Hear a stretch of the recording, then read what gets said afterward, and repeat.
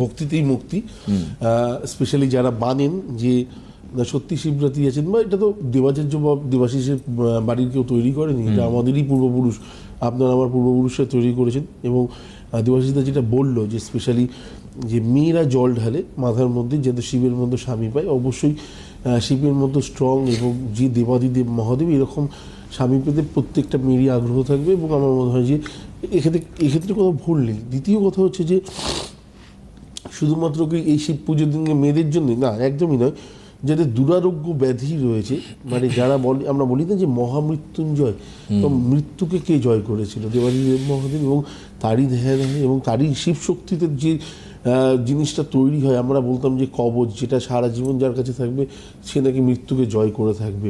Specially বহু মানুষ আছেন যারা এটার সাথে সাথে যুক্ত আছেন, বা আমরা এমন অনেক নাম আছে যেগুলো হয়তো এই মুহূর্তে আমি স্পেশালি নিচ্ছি না, কিন্তু বহু নাম আছে যারা মৃত্যুকে জয় করেছিলেন কোনো এক সময়, যার জন্য মৃত্যুঞ্জয় হয়েছিলেন।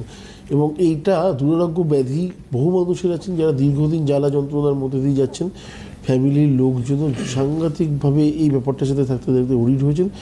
তাদের কাছে অপশান হচ্ছে যে এই দিনটাকে যদি ঠিকঠাকভাবে মানা যায়, এটা শুধুমাত্র আমার বক্তব্য এটা কখনোই নয়, এটা পুরাতন শাস্ত্র অনুযায়ী চলে আসছে যে দেবাদিদেব মহাদেবের যদি সেই সময় প্রার্থনা করা যায় বা ধ্যান করা যায়, বাবার মাথায় জল ঢালা যায়, বেদের একখানা গাছের মধ্যে বসেছিল, একখানা কী বলবো বেলপাতা মাথার মধ্যে পড়েছিল, তাতে বেদকে বর দিয়েছিলেন।